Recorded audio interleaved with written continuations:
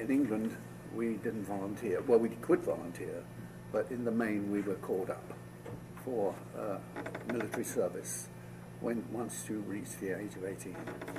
In actual fact, I was 17 3/4 and I got my papers, as they say.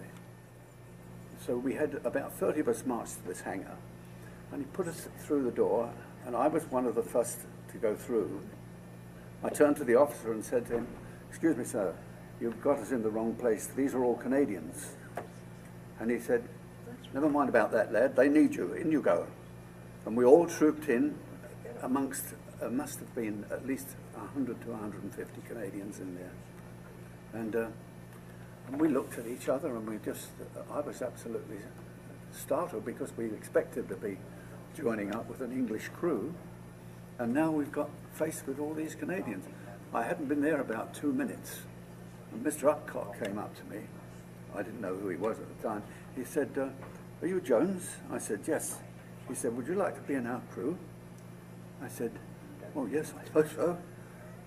And I thought, what sort of a game is this? It was such a surprise, you know, the mere fact the Canadians were all there, you see. So he said, "Well, come along with me and I'll introduce you to the rest of the crew." And that's how we went. I went through all the crew, and I'm standing there absolutely staggered. I've got all these Canadian accents coming at me, and I'm going back with my little Cockney accent, and it was a real buzz, if I could put it that way. Anyway, we got on fine. I had been previously through the Blitz in London, so I knew what it was to be scared out in midlife sort of thing. But that's the only advantage I thought I had over the Canadian people, really. The Canadian people, really, was that I had quite one or two quite hairy situations during the Blitz in London, and I was sort of well braced with being frightened to death, sort of thing. Yes, I've always thought that anyway. I've always thought it benefited me to a certain extent. Now, the funny thing, being frightened is a really funny, strange thing. It came to be a strange thing. I was like most people, were always frightened of the situation that we were going into. But I was never conscious at any time of being frightened as I was frightened during the bombing of London. I'm younger there, I'm 14 and 15 years of age then. But at 19, and in this Lancaster, and frightened before I got in there, but once I got in it, I wasn't frightened, as you mean scary frightened, you know? But the whole truth of the matter is that when I got to the target, or just about 5 miles from the target, my mouth used to get absolutely dry, completely dry, and I couldn't understand what it was that was making it dry. I don't know if you can understand that. I did at the finished tumble that it was because I was frightened or I was inwardly scared. I used to pour myself out a cup of coffee. I used to stick the cup on the desk in front of me and get the coffee done up and just, because my hands were like this, like shaking, and I pour this coffee in there, hell or high water, and before we got to the target, I'd drink a cup of coffee. And that was the salvation for this dryness in my mouth. Now, I must have been frightened, but I wasn't conscious of being as frightened then as what I was when I was a younger person. What I'm trying to explain is if you're sitting in an air raid shelter and the bombs are falling and you get a row of bombs coming down and you get the sound going boom, boom, greater sound each time it goes, and you look as though you can't tell because you don't know where it's coming from, but you imagine that this is going to be the next one. You do that for a few weeks and then a year or so, from night after night, and that's the sort of frightening. That's frightening, as far as I was concerned. From the day war started, I was under some pressure, as everybody was, with gas masks and air raid shelters and God knows what. And bombs dropping all over the place, digging. I was 15 and a half and I'm digging people out of houses, trying to get them to survive the sort of thing from the bombing raids. I had no thought in that respect at all. I can only think that that is the reason why it was like cowboys and Indians. If you're the Indian, I've got to kill you. If you're the cowboy, we've got to kill you. I can only explain it that way. So you mentioned the word man-up operation. Yes, that was what it was called. Yeah. Yes. But what basically was it? Well, in the bomb bays, we just put sacks of food. This is how it started. They put sacks of food, egg powder, flour, black chocolate in tins. I can't think of anything else, but I know it was all life-giving food, that's for sure.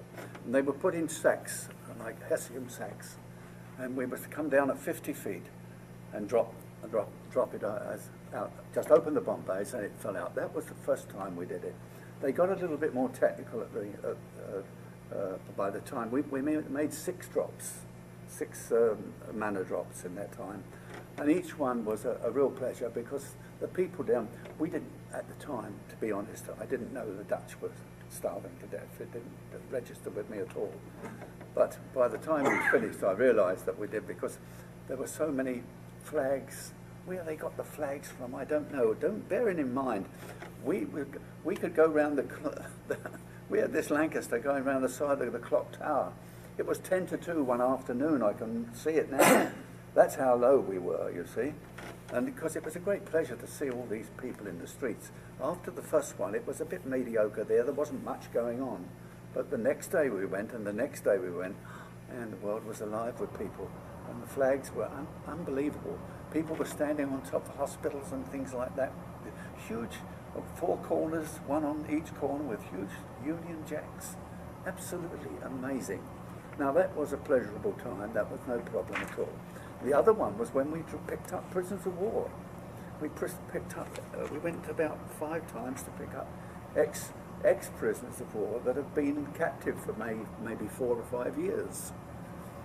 The one outstanding is there was 20. We took 24. We put 12 down one side behind the main spar of the Lancaster. We put 12 down one side and 12 down the other. You see, so there's 24 prisoners of war flown from Belgium to the south coast of England. We came down from Ludford, went straight to Brussels, to the aerodrome in Brussels, and picked these people up. But we had to fit them on with life jackets. Beautiful. 24 Indians. Couldn't speak any English at all. Didn't understand any, but had a medium ochres type of thing to understand what we're trying to do. Frightened out of their lives. Never been so close to a plane before, I should imagine, and certainly never flew in one. And they go, and all this sort of thing. And I'm the further one of the people that's got to fit the Mae West on, you see. So, you're all right. I had to keep a permanent smile on my face and keep going like this to them, and giving them thumbs up and going, there's no trouble at all. I thought, God, if one of these goes crackers in the plane, we'll never hold the Lancaster in one place, because once they all start, they'll all be rushing about there. So anyway, to cut a long story short, after we got the 2 of us putting all these jackets on them, you see, and they've got these little towels with straps around them, with sort of their goods and chattels and sort of thing. And I say, come on, get in. Get in the plane, sit down there, sit down. So I'm walking up and down. No, you're all right. You don't touch your did. So, because I'm sitting in my seat now, and I'm looking back behind the main spar, I'm looking back at them going, all the way over England. I'm going, lovely, no trouble. And they got off. I was as pleased as punch. I've never seen 24 people get off a plane so quick in my life. Absolutely marvellous it was, But when the British and other nationalities we brought back, I think we made about 4 or 5 trips with these ex-prisoners. It was very rewarding. So where did you land?